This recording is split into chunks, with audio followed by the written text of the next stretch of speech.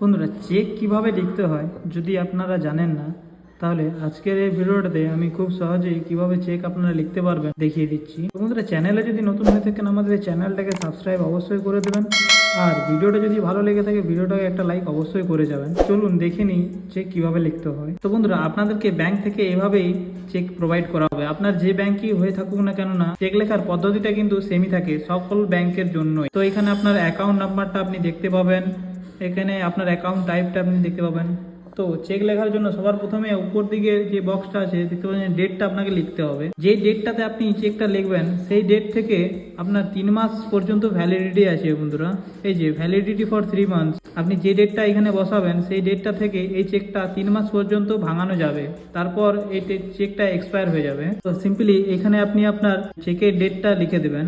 আপনাদেরকে এই পে অপশানটাতে আপনি যাকে চেক দিতে চাইছেন বা যদি কোনো কোম্পানিকে চেক দিতে চান তাহলে সেই কোম্পানি বা আপনি যাকে চেক দিতে চান তার নামটা এখানে সুন্দরভাবে লিখে দেবেন। রুপিস কত টাকার চেক দিতে চাইছেন এখানে আপনাদেরকে সেটা ওয়ার্ডে লিখতে হবে। ধরুন 1 লাখ টাকা যদি চেক দিতে চান আপনি, তাহলে এখানে 1 লাখ লিখে দিতে হবে, ওয়ার্ডে লিখে দেবেন এটা। তারপরে এই বক্সটা রুপিসের বক্সটাতে এখানে আমাকে সংখ্যাটা বস করাতে হবে। 1 লাখ টাকা এখানে আপনি লিখে দেবেন, ডিজিটে 1 লাখ টাকা এখানে লিখে দেবেন। তারপর আপনার এখানে এরকমই নাম দেখতে পাবেন, প্রিন্ট করা থাকবে। এর উপরে আপনার যে ব্যাংকে যে সিগনেচারটা করেছিলেন সেই সেম সিগনেচার আপনাকে এখানে করতে হবে। সিগনেচার মিসম্যাচ হলে কিন্তু চেক থেকে টাকা তুলতে পারবেন না বন্ধুরা। যে ব্যাংকে যে সইটা করেছিলেন সেই সইটা এখানেও করে নিতে হবে। আপনি যদি চান যে আপনি যাকে চেকটা দিচ্ছেন তিনি ক্যাশ উইথড্রল করতে পারবেন না, তার অ্যাকাউন্টে টাকাটা যায়, তার জন্য আপনাকে কর্নারে গিয়ে 2টো দাগ দিয়ে দিতে হবে বন্ধুরা। আপনি কর্নারে গিয়ে সিম্পলি 2টো দাগ দিয়ে দেবেন, তাহলে সে চেকটা ভাঙিয়ে ক্যাশ করতে পারবে না, এই টাকাটা তার ব্যাংক অ্যাকাউন্টে যাবে বন্ধুরা। তো চলুন আমি পুরো ডিটেলসগুলো ভরে নিয়ে আপনাদেরকে দেখাই।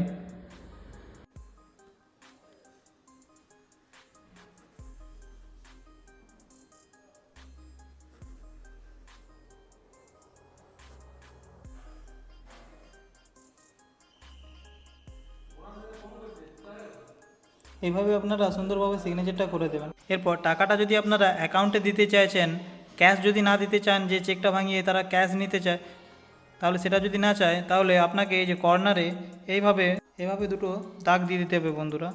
তাহলে এইভাবে 2টো দাগ দিয়ে দিতে হবে, তাহলে এই চেকটা ভাঙিয়ে ক্যাশ পাওয়া যাবে না। এরপর আপনারা এই যে নিচের যে নাম্বারটা দেখতে পাচ্ছেন বন্ধুরা, এই নাম্বারটা আপনারা এই চেক রেজিস্টারে গিয়ে আপনারা এখানে যে ডেটে চেকটা দিলেন সেই ডেটটা, এখানে চেকের নাম্বারটা এবং আপনি যাকে চেকটা দিলেন তার নামটা দিয়ে এবং এখানে চেকের ডিটেলসটাও রাখতে পারবেন এইখানটাতে, এই অপশানটাতে। বন্ধুরা, চেকটার পিছনে আপনাদেরকে 2টো সিগনেচার করে দিতে হবে। অনেক সময় ব্যাংকে আপনার সিগনেচারটা না মেলে যদি থাকে, সেজন্য এখানে আপনি 2টো সিগনেচার করে দেবেন। এখানে 2টো সিগনেচার করে দেবেন এবং আপনার যে মোবাইল নাম্বারটা আছে এভাবে আপনি মোবাইল নাম্বারটা দিয়ে দেবেন এবং 2টো সিগনেচার করে দেবেন। ব্যাংক থেকে যদি কোনো প্রবলেম হয়ে থাকে তাহলে আপনাকে করে সেটার সমাধান করে দেবে, লিখে নিতে পারবেন বন্ধুরা। এই ভিডিওটা যদি ভালো লেগে থাকে ভিডিওটাকে একটা লাইক করে যাবেন, আর চ্যানেলে যদি নতুন হয়ে থাকেন চ্যানেলটাকে অবশ্যই সাবস্ক্রাইব করে দেবেন। তো দেখা হচ্ছে আর একটা নতুন ভিডিওর সাথে।